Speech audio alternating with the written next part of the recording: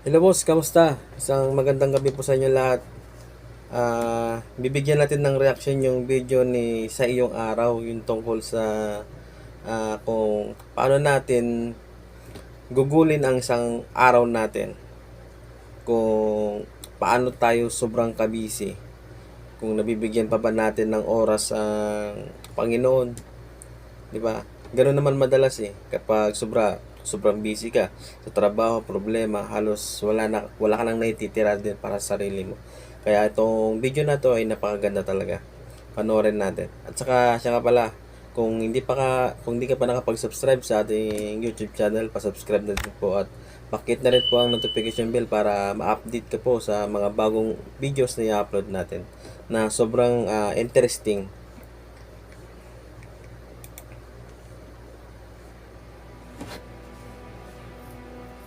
Lucas 10, talata 38 hanggang 42. Nangyari nang sila ay nagpatuloy na siya ay pumasok sa isang nayon, isang babaeng nagngangalang Marta, ang tumanggap sa kanyang bahay. Siya ay may kapatid na babaeng tinatawag na Maria na umupo sa paanan ni Jesus. Sa pag-upo ni Maria, siya ay nakinig sa salita ni May kapatid pala si Mama Mary, Marta. Si Marta. Jesus. Si Marta ay abalang-abala sa maraming paglilingkod. Lumapit siya kay Jesus at sinabi, "Panginoon, hindi ba mahalaga sa iyo na iwanan ako ng aking kapatid na naglilingkod na mag-isa? Sabihin mo nga sa kanya na tulungan ako." Sumagot si Jesus at sinabi sa kanya, "Marta, Marta, ikaw ay nababalisa at nababagabag sa maraming bagay. Mayroong isang kinakailangan at pinili ni Maria ang mabuting bahagi na hindi makukuha sa kanya." Sa banal na kwento ni Marta at Maria, ipinapakita sa atin ang isang makabuluhang pagkakaiba. Si Marta, sa kanyang tapat na pagsisikap na maglingkod kay Jesus, ay nagiging abala sa kanyang mga gawain. Bagamat ang kanyang layunin ay maganda, ang kanyang labis na pagkilos ay naging isang abala na siyang nagdulot sa kanya mula sa mismong harap ng tagapagligtas.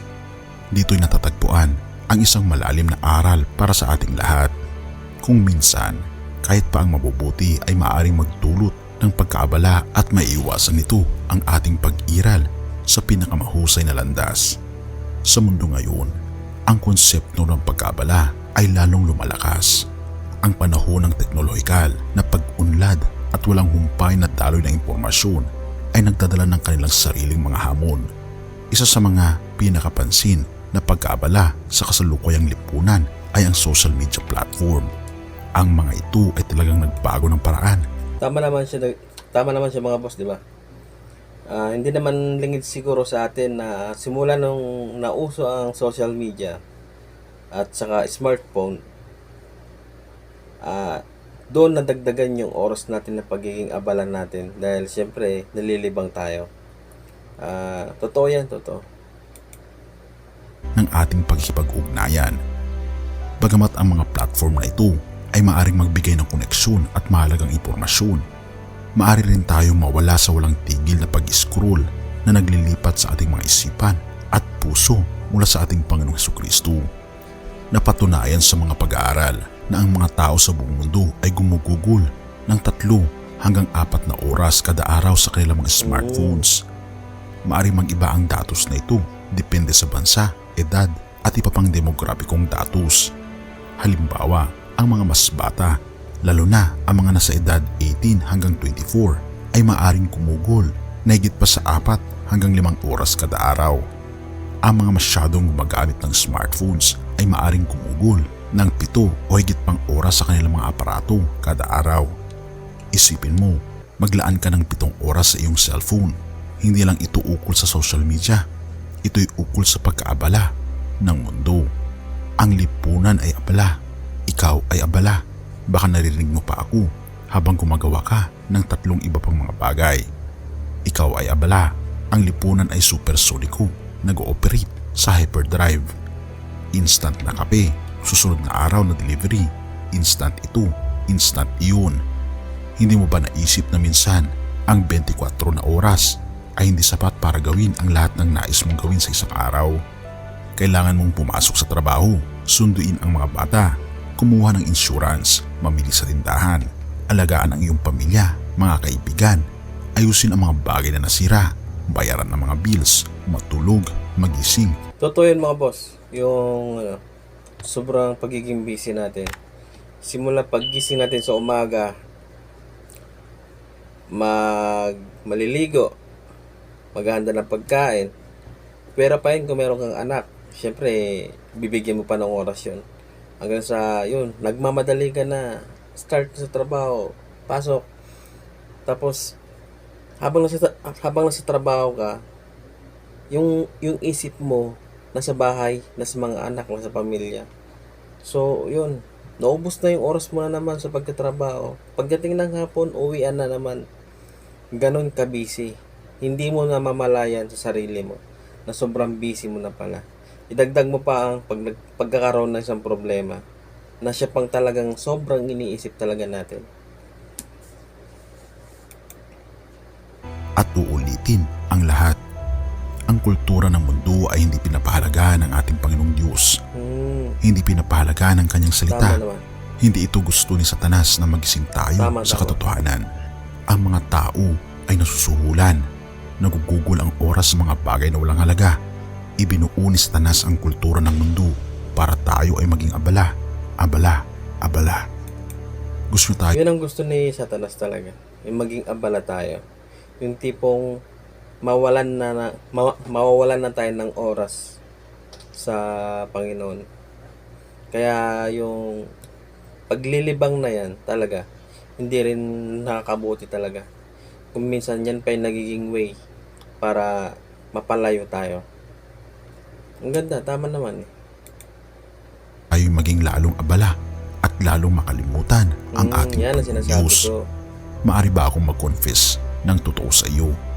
Minsan ako'y napapaabala rin ng buhay na ito at ang mga pangangailangan nito. Hindi ako nahiyang aminin ito sapagkat alam kong tayong lahat bilang mga tao ay may tendency at pagnanasa na maging abala. Lahat tayo ay may likas na pagnanasa na maging distracted. Si Satanas ay hindi nais na ito'y mabunyag. Maraming tao ang magdudusa sa kaharian ng impyerno dahil lamang sa mga distractions. Oo, kasi yan yung pamamaraan ni Satanas talaga eh. Ang sirain talaga tayo. Ang sirain tayo at tuluyang ilayo sa Panginoon. Yan ang layunin niya. Kaya hindi ko naman sinasabi na pero yung pagpo-focus natin sa social media, syempre pag nag-cellphone ka, may mga videos doon na nakakatawa, or may mga video o may mga panoorin doon na sobrang interesting ka, inaabangan mo bawat araw. So yun pa lang eh, doon pa lang nahahatak na tayo sa hindi magandang pamamaraan ni Satanas talaga. Kaya mag-ingat tayo. O ba huling itinigil ang anumang ginagawa mo upang magdasal, mag-isip at maglaan ng oras para sa ating Panginoong Diyos? Ang mga distractions ay hindi palaging malinaw o masasama sa anyo. Kadalasan ito'y nagpapakita bilang mga inosenteng gawain araw-araw na mga gawain o kahit ito ay maayos na adhikain gaya ng paglilingkod ni Martha, gaya ng isang ulap na sumasara sa harap.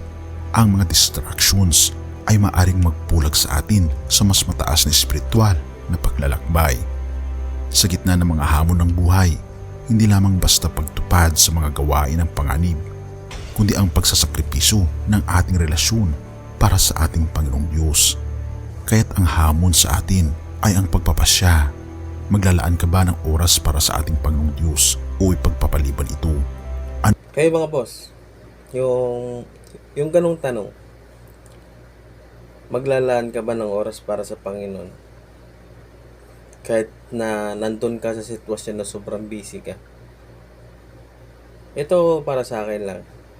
Kahit sobrang busy sana natin sa buhay, kahit na dumating pa ang maraming problema sa atin, higit sa lahat, wag natin siyang aalisan ng oras para sa atin. Napakahalaga ng oras na yan para sa Kanya. ganun din para sa atin. Diba? Ang ganda kung sa bawat oras o araw sa atin na dumadaan sa ating buhay, bigyan natin siya ng oras. Diba?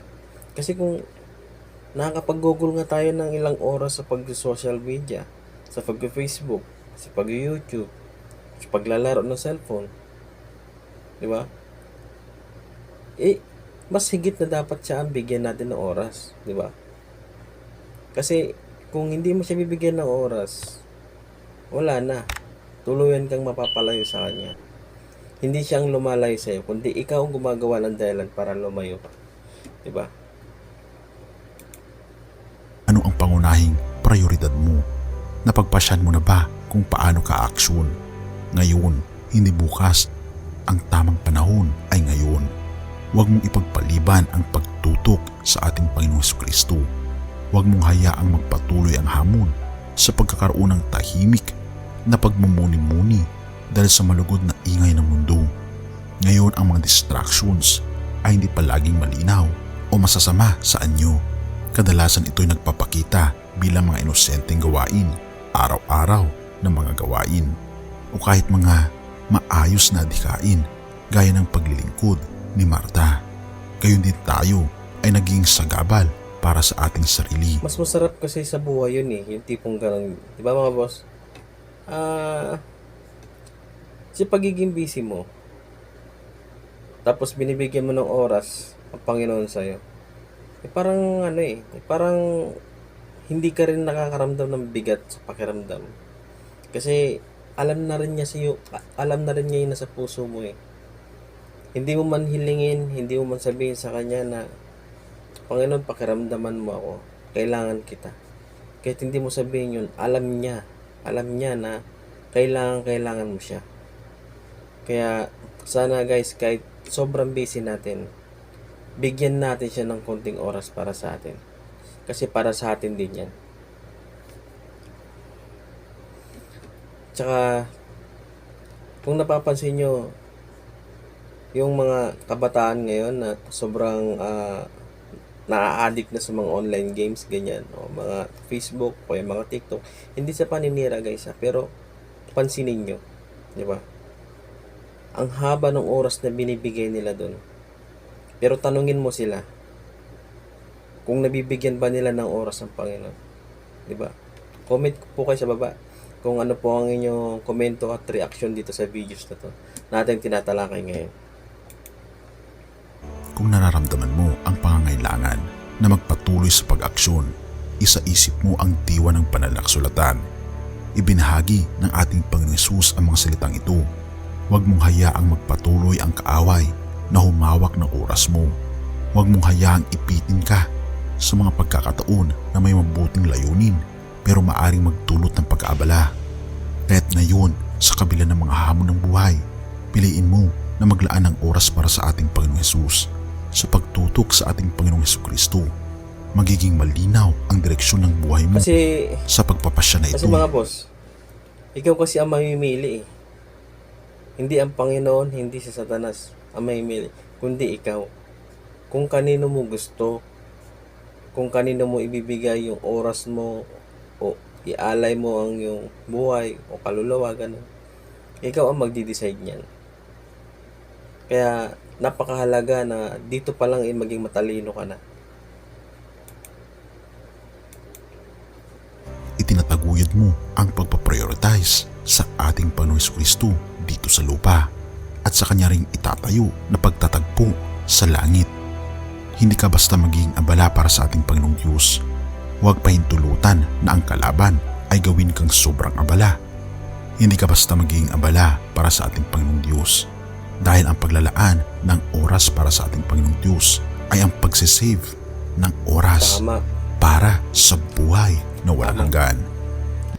Yung paglalaan natin ng oras sa Panginoong Diyos ay isang pagsisave sa ating buhay. Tama, di ba? Sobrang tama yun. Kaya, sana, pag-isipan nyo, hindi pa naman huli ang lahat eh. Kahit naman sobrang busy tayo itong mga nakaraang taon, Ilang taon pa, di ba? Hindi naman tayo pinipressure ng Panginoon na ito ang laki na ilang taon ka nang hindi ilang taon ka nang lumayo sa akin. Hindi naman siya ganoon eh. Ikaw ang hinihintay niya dahil kahit anong oras, kahit anong araw, andyan siya. Ikaw lang talagang hinihintay niya. Kumakatok siya sa iyo. Hinihintay niya lang na pagbuksan mo siya. 'Di ba? Tama 'yun. Dahil ayaw ni Satanas na tayo ay maging abala sa ating Panginoong Diyos.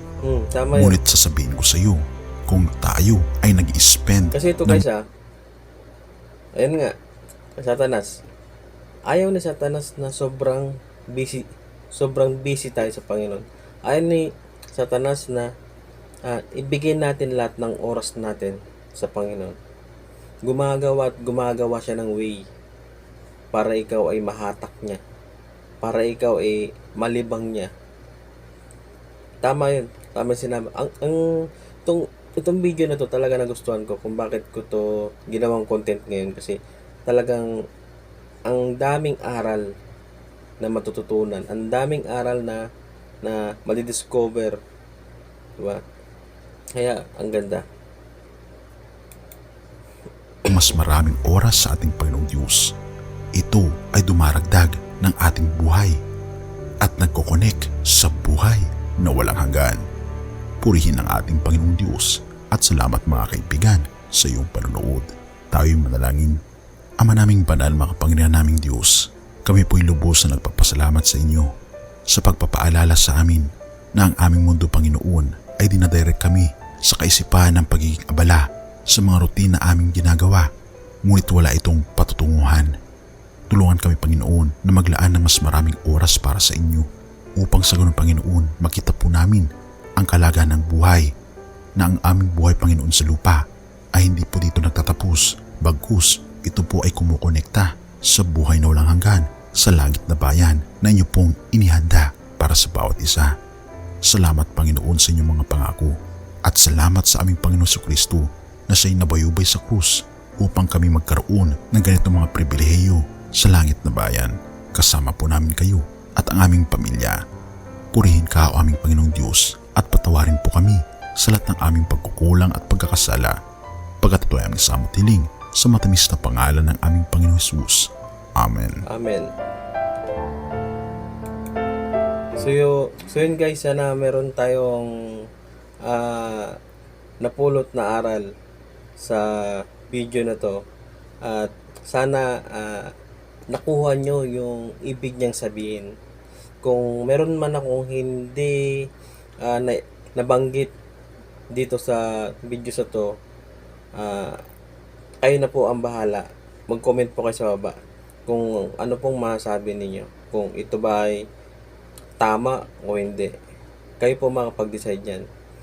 Ganun pa man, salamat po sa inyong panonood sa ating videos. At kung hindi ka pa nakapag-subscribe sa ating YouTube channel, inuulit ko po, sana subscribe po kayo at pakihit na rin po ang notification bell para ma-update po kayo sa mga bagong videos na i-upload natin na makakapulutang aral pa rin naman po.